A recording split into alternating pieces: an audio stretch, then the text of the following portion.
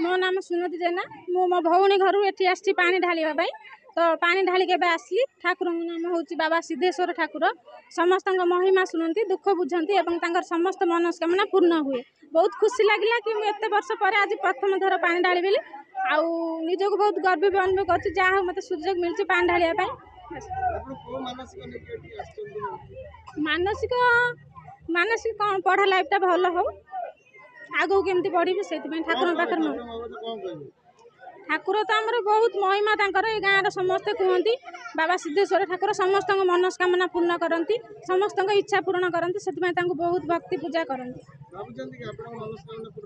हाँ हाँ निहाती भावुँ आसी मैंने मोर शिव होती परम भक्त मुझे सब बेले सब परिस्थिति डाके तो मो मनस्कामना निश्चय पूरण भावुँ। मधुबन ग्राम डिमरीपाल पंचायत समाजसेवी देवेंद्र बेहरा।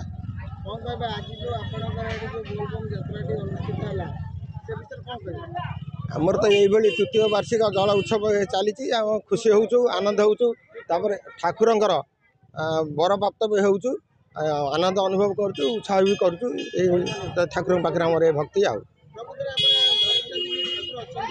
अच्छा आम दृढ़ विश्वास अच्छी भक्ति अच्छी। हाँ आम जानी मो मनोभाव कहूँ ठाकुर अच्छा आम दृढ़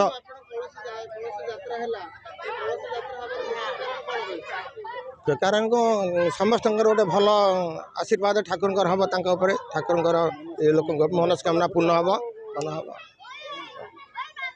मो ना परमानंद पति मधुबन।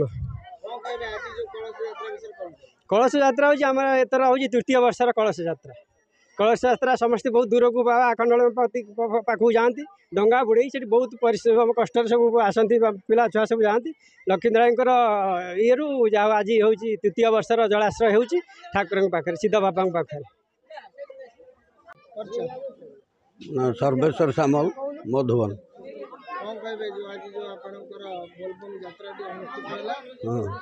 ये तो आज ये विषय कौन आमर ग्राम सिद्धेश्वर महादेवर तृतीय वार्षिक ये जो आमर कलश यात्रा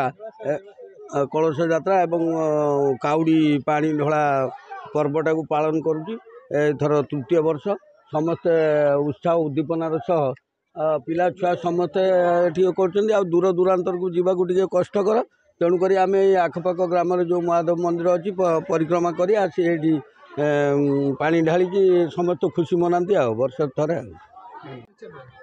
लक्ष्मण मल्लिक ठाकुर भक्त आपणकर जो उद्दीपना आपणकर प्रचेष्टा जो आज जो कलश यात्रा तृतीय वर्ष अनुष्ठित होई से विषय कौन कहिबे।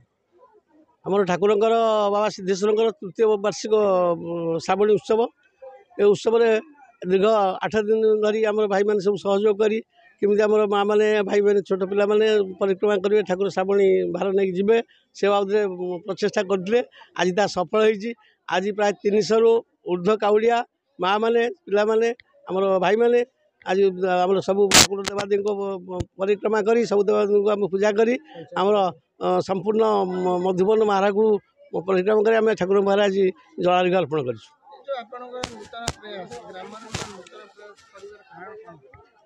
ये आमर कर उद्देश्य लोक मन में भक्ति भावना जागृत हो आमर भाईचारा सृष्टि हो परस्पर जो मधुर संपर्क बजाय रो समाज गोटे संतुलन अवस्था बजाय रो ये आमर उद्देश्य आम अंचल केमी आम शांति रभुंर आशीर्वाद सी आम प्रयास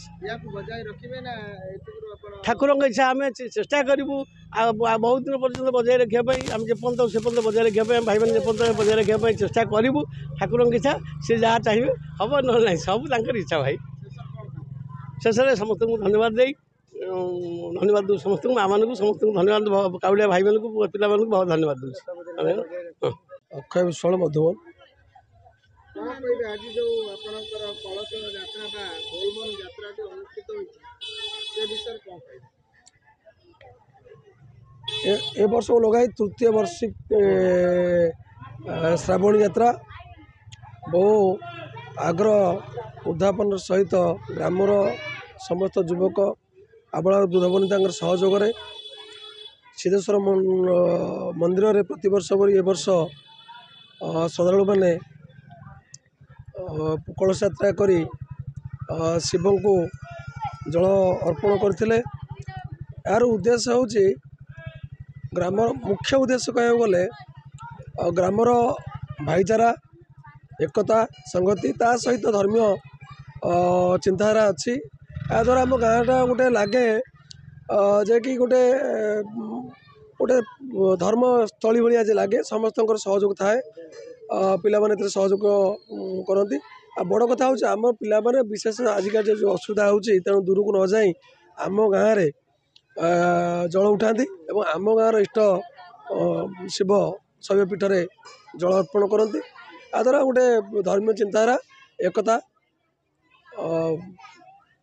वातावरण सृष्टि हुए।